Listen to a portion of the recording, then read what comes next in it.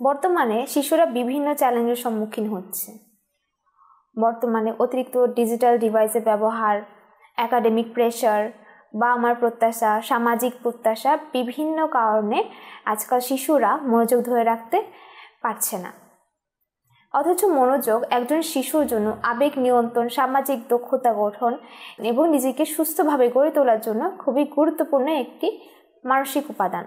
যখন মনোযোগজনিত সমস্যা দেখা দেয় তখন শিশুর মধ্যে আত্মবিশ্বাস কমে যায়, একাডেমিক পারফরমেন্স খারাপ হয়ে যায় এবং বিভিন্ন কাজে তারা অনেক বেশি স্ট্রাগল করতে থাকে।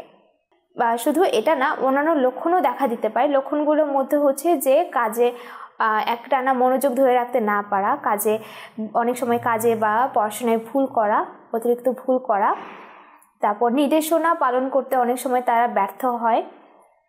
আর আরেকটা হচ্ছে যে তারা সবসময় খুবই চঞ্চল, এক জায়গায় টিকতে পারে না, এক জায়গায় মনোযোগ ধরে রাখতে পারে না, এক কাজ থেকে অন্য কাজে সহজে তারা বিভ্রান্ত হয়ে যায় এবং মনোযোগ সরে যায়।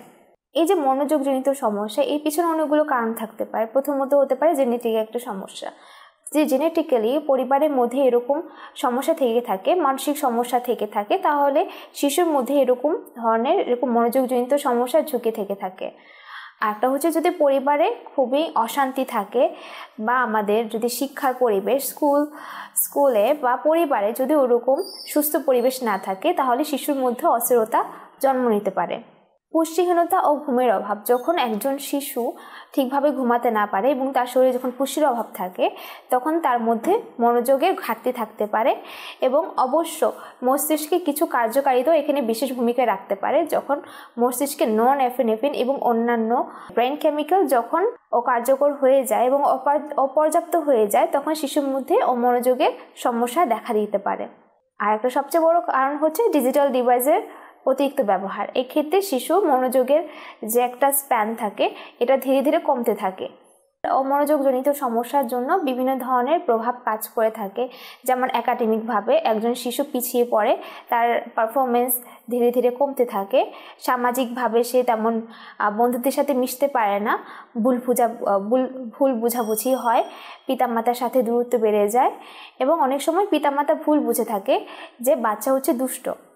শিশুদের আত্মসম্মান কমে যায়, তারা নিজেদের প্রতি আত্মবিশ্বাস ভেঙে যায়। অনেক সময় শিশু নিজেকে অনেক ছোট মনে করতে থাকে।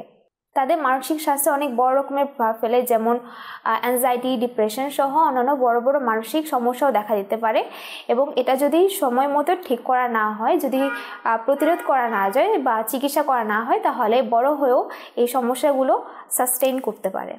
শিশুদের মনোযোগ ধরে রাখতে কিছু টিপস ফলো করা খুবই জরুরি, যেটা হচ্ছে যে প্রথমত স্ক্রিন টাইম কমানো। খেয়াল রাখতে হবে বিশেষ করে পিতামাতা এবং শিক্ষক যারা আছেন বড়রা, শিশু যেন অতিরিক্ত ডিজিটাল ডিভাইস ব্যবহার না করে। তাদেরকে বাইরে খেলাধুলার সুযোগ করে দিতে হবে। খেয়াল রাখতে হবে তাদের ঘুম পর্যাপ্ত হয় কিনা এবং তাদের শরীরে নিউট্রিশনস ঠিকভাবে পৌঁছাচ্ছে কিনা। নিয়মিত বিরতি দিতে হবে, একটানা পড়াশোনা বা একটানা কোনো কাজ যাতে না করে, মাঝে মাঝে বিরতি দিতে হবে। নিয়মিত বিরতি, যেমন কোনো শিশু যদি টানা 20 থেকে 30 মিনিট পড়াশোনা করে তাকে কমপক্ষে 5 থেকে 10 মিনিট বিরতি দিতে হবে। এবং যদি কোনো কাজ ভালো করে থাকে, যদি কোনো কাজে সন্তুষ্ট হয়ে থাকেন তাহলে তাকে অবশ্যই রিওয়ার্ড দিতে হবে, সেই ব্যবহারটাকে রিইনফোর্স করতে হবে।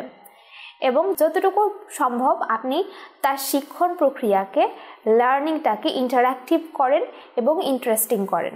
পজিটিভ রিওয়ার্ড দিন এবং ভিজুয়ালাইজেশন ধরনের রিমাইন্ডার দিন। এটা হতে পারে কোনো স্টিকার হতে পারে বা কোনো ছবি হতে পারে, যাতে শিশু দেখলে বুঝতে পারে।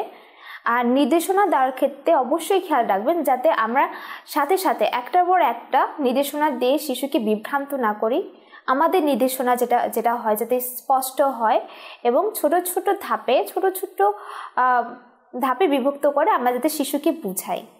এই যে শিশুদের মনোযোগজনিত সমস্যা খুবই সাধারণ, শুধু আমাদের একটু সচেতনতা প্রয়োজন। শিক্ষক, বাবা মা যদি সচেতন হয় এবং সঠিক নির্দেশনা পালন করে, শিশুদেরকে যদি ওভাবে দেখাশোনা করে তাহলে এই যে মনোযোগজনিত সমস্যা এটা খুব দ্রুত সমাধান হয়ে আসবে। যদি একান্তই এটা সামলানো না যায়, প্রয়োজনে কাউন্সিলর বা সাইকোলজিস্টের সহায়তা গ্রহণ করুন। ধন্যবাদ।